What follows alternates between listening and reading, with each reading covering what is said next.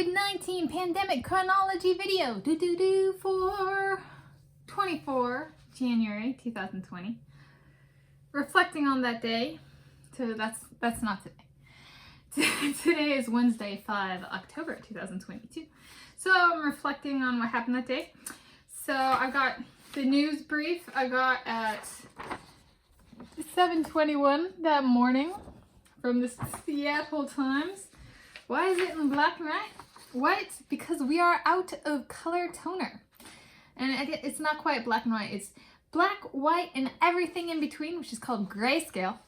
And it's grayscale because we are out of color ink. We are out of color toner. So, doing it all boring.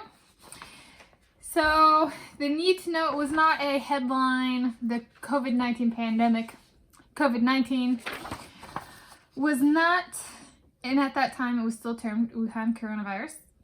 I'll highlight that. Where's my highlighter?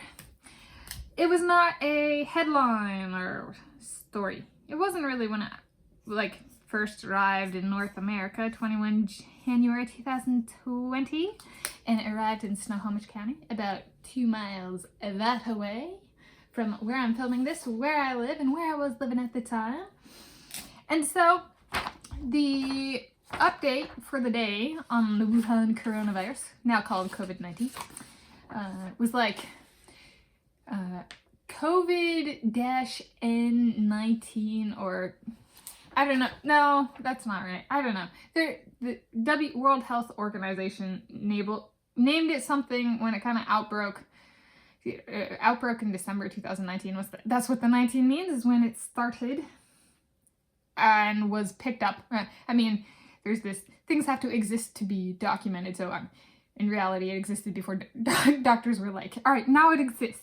It's like a discovery thing. It's called discovery. It's not this thing exists just because one names it. It existed before it was named. Kind of thing. In epidemiology and study of viruses can be different in different fields. Right? Like I was named before I was born, for example. And I am not a little coronavirus. I am not a novel coronavirus. Yes. No matter how much people discriminate against me because of the color of my skin and say otherwise. So, let's get back to a real virus, the Wuhan coronavirus, COVID-19 nowadays. And so the number had increased the 23rd, was it? Before this, it's okay. Before today, the number was 16 or more people. At least 16 people.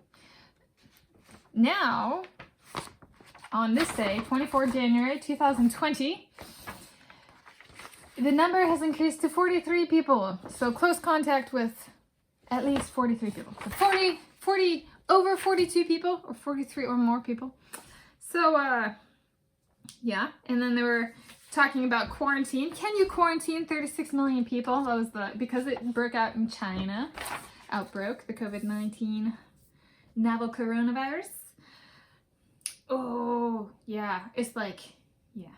2019-N, little n, capital C, little O, capital V, or I don't know, something like that for the World Health Organization, because it's a novel coronavirus. So if you say it's a coronavirus, it's technically wrong, or it's not specific enough. It's a novel coronavirus. And yeah, so the talk of the day, subject of the day, talk of the household was quarantine. Are we all gonna get locked inside? Well, that was talked about during swine flu and it didn't happen, but that doesn't mean it's not going to happen this time. And it didn't happen for us during swine flu. I don't know if that was true worldwide. Yeah. So that was the morning. And then later in the day, I published my first article. It took me less than 24 hours I came up with a game plan 23 January 2020 on what I wanted to do on Wikipedia, writing and publishing. And in less than 24 hours from starting, I wrote and published this article on Wikipedia, which is for the mineral euchlorine. Depends, it's pronounced different ways, it has different names. This is the original. So as soon as I published it, I saved the Wikipedia page, printed it out. So this is what I wrote and published, literally. And it was fun. I enjoyed it. And, oh, how does that relate to the COVID-19 pandemic? Well, it came from a COVID-19 pandemic game plan for writing and publishing on Wikipedia. The topic was not unique to COVID-19 pandemic. So it didn't start, I was like, I want to write and publish on Wikipedia. I want to write about something I know about. Choosing euchlorine and stuff was pre-pandemic choice. What was then COVID-19 pandemic, COVID-19 more specifically, because it was not yet worldwide and global on 24 January 2020. Oh, and here's the date. So this is the original. It was published on Wikipedia time, which is Coordinated Universal Time, 2347, which 2400 is 000, so that'd be like 11:47 p.m. on Coordinated Universal Time. But it was earlier in the day because I live in Washington State. I was living at Washington State at the time. And so what was COVID-19 related about this article is when I published it. All right, I came up with a game plan. I was like, I have a game plan for Yelp, Wikipedia, and YouTube, and I already made some edits and made a user page on Wikipedia. And so editing, like writing, and the edits that were published, that kind of thing. I was like, since I'm already doing that, and I'm not currently publishing on YouTube, so this is for that day, 24 January 2020, not publishing that day and hadn't been for like over a month on Yelp and YouTube, I was like, I should work on the platform that I have the most recent and I'm semi-familiarized with, if none other than I just did this recently. So I chose to go full steam ahead on Wikipedia and within 24 hours published my first article. And so it's solo authored, and that was really cool. Was really fun to see the final product, and I was really happy with it, and I can still go back and read it, and I'm still very happy with it. So it was a win-win, but it was influenced by COVID-19 / the COVID-19 pandemic in the when it was published, not the what I chose to publish about. That changed as COVID-19 spread and became a pandemic and stuff like that. It affected what I chose, but it did not start off by affecting what I chose to write about. And can I provide a little bit more elaboration on that? Yes, I eventually chose to focus on aquatic sports because unlike science, technology, and engineering and mathematics and kind of academia more generally, which was shut down, lab access completely blocked. You know, if you can't reach your lab for over a year, there's no new data, there's no new papers coming out. Swimming had it relatively luxurious by comparison. Like some of the big name swimmers took a grand total of 2 days off, even with quarantine. People got access to private pools and people's houses and stuff like that. So it was a community not really affected compared to some of like the bigger functioning fields, especially geology and geophysics, which I do, that requires either field work or in-person laboratory usage. So like, and when an entire campus is shut down and people aren't allowed on campus, right, and everything's online, that means zero research being done. When that's done for over a year, versus like swimming, at least at the global level. In our pool over here, like it shut down for a very brief amount of time and then opened back up like real quick with 1 person per lane lap swim.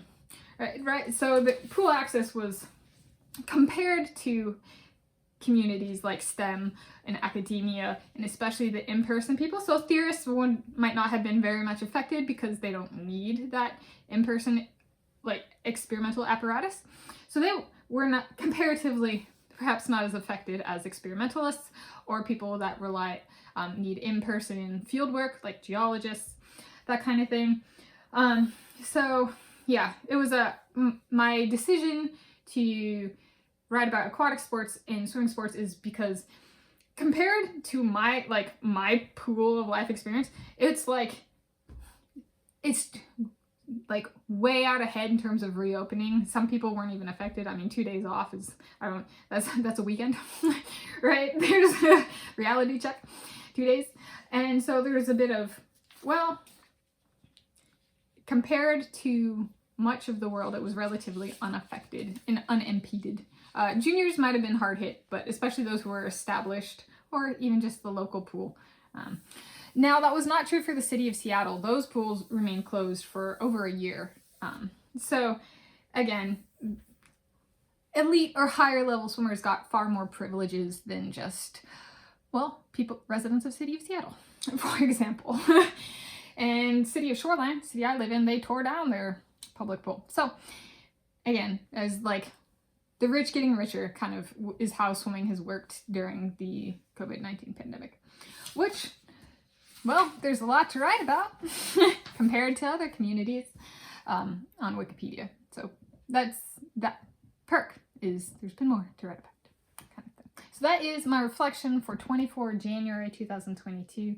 Or not 2022, sorry, 24 January 2020. I got the ball rolling and published my first solo author Wikipedia article. It's kind of only solo author, although some people might behind the scenes share it with other people. I just do it myself. It's fun. I enjoy it.